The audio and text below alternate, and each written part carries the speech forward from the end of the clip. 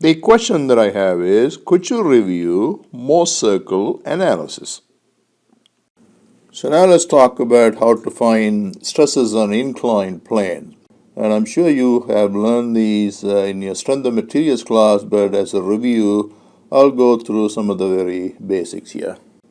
So let's stick to a plane strain or plane stress case. Couple of things to note here. Number one, I'm going to place the origin of my coordinate system inside the differential element. Number two, I'm going to use the more traditional notation for the shear stress, tau, instead of sigma. So a specific question would be, given the stresses on the horizontal and the vertical planes, what are the stresses on a plane that is inclined to the horizontal axis, inclined at an angle theta to the horizontal axis like shown over here? Specifically, what are the values of sigma theta and tau theta? This question can be answered either mathematically or using the Mohr circle analysis, and here we will use the latter. So the first thing we need is a sign convention, and here I choose this sign convention. Compressive normal stresses are positive and the counterclockwise shear stresses are positive. And here I write down the stresses on the x and y planes in accordance with the sign convention. Normal stresses are positive as marked here, and therefore they go in as positive quantities. The shear stress on the x plane is counterclockwise, and therefore that goes in as a positive quantity. On the other hand, the shear stress acting on the y plane is a clockwise shear. That goes in as a negative quantity in accordance with our sign convention. Utilizing these stresses as coordinates, now I'm able to sketch the Mohr circle. But how exactly did I do that? There are some properties of the Mohr circle, and they can be proved mathematically. I'm not going to go into the proof here, but I'm going to summarize these properties here.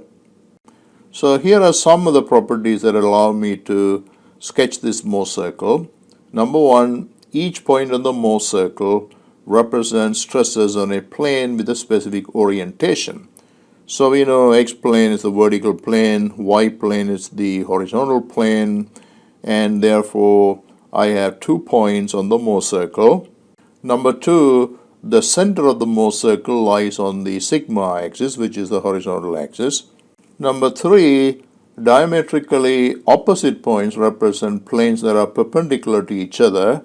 We know these two planes are perpendicular to each other, and therefore they should lie on the same diameter at opposite ends.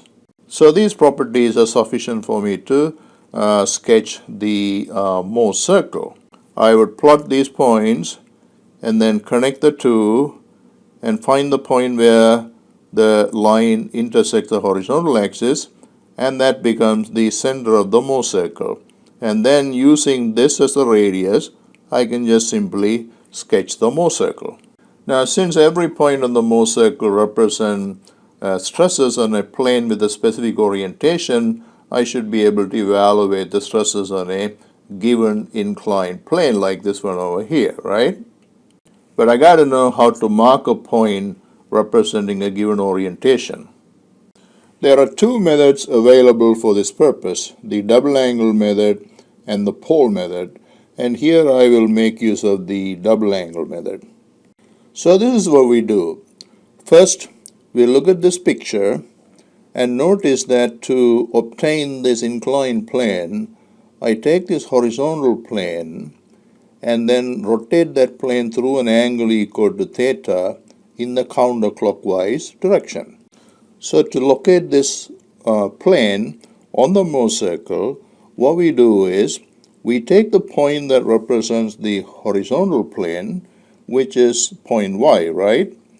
And then take this radial line OY, rotate this radial line in the same sense as we had to do over here in order to get this inclined plane, which is counterclockwise direction, through an angle equal to 2 times theta, and that would bring us to this point right there. and this is the point that represents this inclined plane. I could have come from this point as well. In other words, I could have taken the vertical plane and rotated that through an angle equal to 90 minus theta, that I would have gotten this inclined plane, right? So what that translates into in this picture right here is that you take this point and rotate this radial line OX through an angle equal to twice that much, which is 180 minus 2 theta, we would have gotten this point. So you can see that's exactly equal to this 180 minus this angle, right? So either way, we would have ended up at that point right there. Now that we have located that point, we could easily evaluate the horizontal and the vertical coordinates of that point, which would be equal to sigma theta and tau theta respectively. And this could be done either graphically or mathematically. In other words, we could simply calculate these quantities mathematically. Here is a numerical example on this. The normal stress on the horizontal plane is 30 kilopascal. The normal stress on the vertical plane is 10 kilopascal. The shear stress is 20 kilopascal, and I'm interested in the stresses on this plane, which is inclined at 30 degrees to the horizontal plane. So I define my stresses in accordance with the same sign convention we defined a little earlier, and I make a sketch of my Mohr circle. You can calculate the distance to the center simply by averaging out the two normal stresses. In other words, average of 10 and 30 is the distance to the center. So that works out to be 20, and this is supposed to be 20, right? And therefore, obviously, our picture is a little incorrect. This point actually should be in the negative side of the sigma axis, but you wouldn't know these things until you start doing some calculations like this. Alright, so to locate the point representing this inclined plane, I'm going to take this radial line and rotate that through 60 degrees, right? Because this is 30, and therefore we should be rotating it by twice that much angle, so that is 60 degrees. But I don't know how much this angle is in order to mark the point. It could be here or it could be there, so we need to know this angle first. So I calculate that angle over here, and that angle works out to be 63.43 degrees, and therefore the point representing the inclined plane should be right there somewhere, right? So here are the remainder of the calculations. We know this distance is 20, right? The distance to the center. And from here to here, it is 10. And therefore, this distance is 20 minus 10 equals 10. And we know this is the shear stress on x-plane, which is 20. And therefore, the radius works out to be square root of 10 squared plus 20 squared equals 22.36.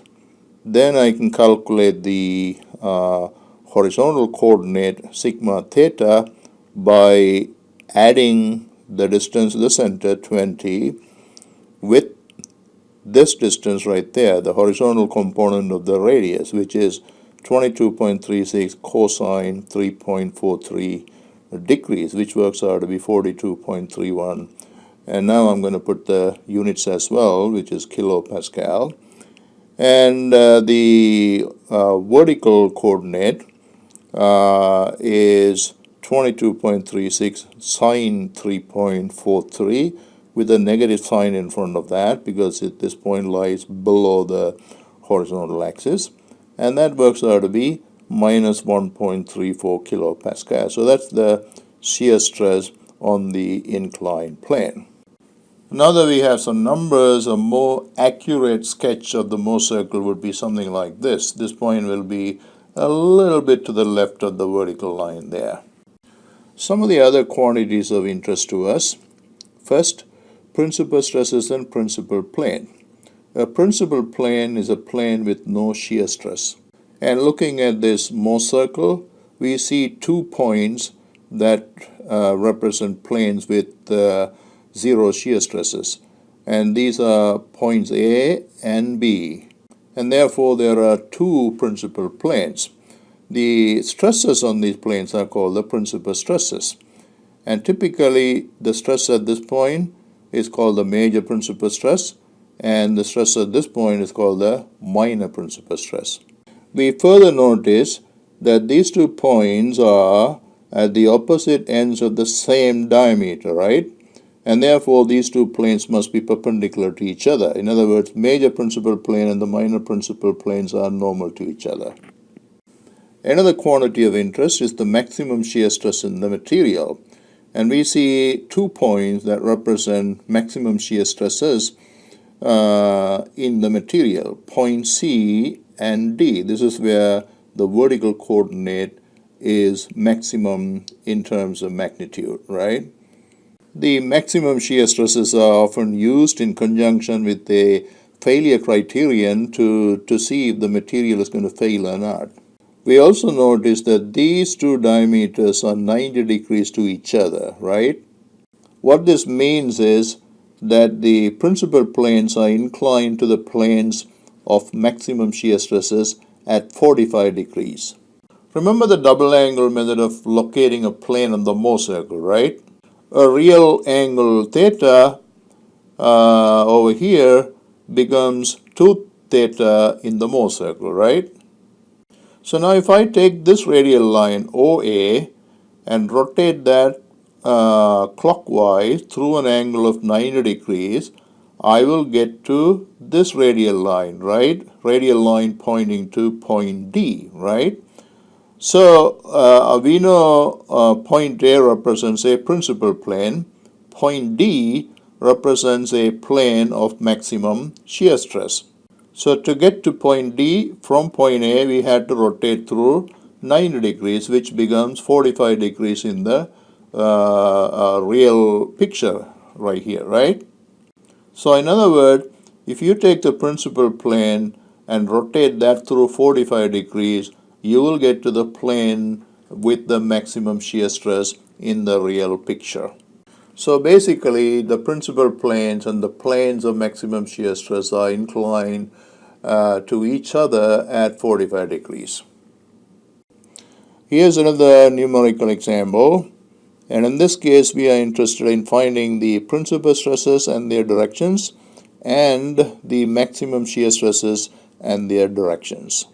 Here are the stresses on the x and y planes, and I made a sketch of the Mohr circle on the basis of these numbers. And we know points A and B represent the principal planes, and points C and D represent the planes of maximum shear stress. And we calculate the distance to the center. That works out to be 150. And so this distance is 150 minus 100, which is 50. And this distance is also 50, and therefore the angle alpha is 45 degrees. The radius of the circle is calculated to be 70.71. To get the major principal stress, we add the radius to the distance to the center. So that gives us a value of 220.71 kilopascal for the major principal stress. To get the minor principal stress, we subtract the radius from the distance to the center. So C minus R gives me 79.3 kilopascal for the minor principal stress. So to locate the direction of the major principal plane, I take this plane Y, and rotate this radial line through an angle of 45 degrees in this Mohr circle diagram, which translates into 22.5 degrees in the real picture. It has to be in the same sense, and therefore I need to rotate the horizontal plane through an angle of 22.5 degrees in the clockwise direction to get to the major principal plane. The maximum shear stress is simply the radius of the circle, and therefore the absolute value of the maximum shear stress is 70.71 kilopascal. To find the direction of the plane where the maximum shear stress acts, I take this plane again and rotate it this time counterclockwise through an angle of 45 degrees here, which translates into 22.5 degrees in the real plane. And we get to this point where the shear stress is positive, and therefore I should mark the shear stress on this plane in the counterclockwise direction. The results also confirm the other observation we made a little earlier, that the principal planes and the planes of maximum shear stresses are inclined to each other at 45 degrees.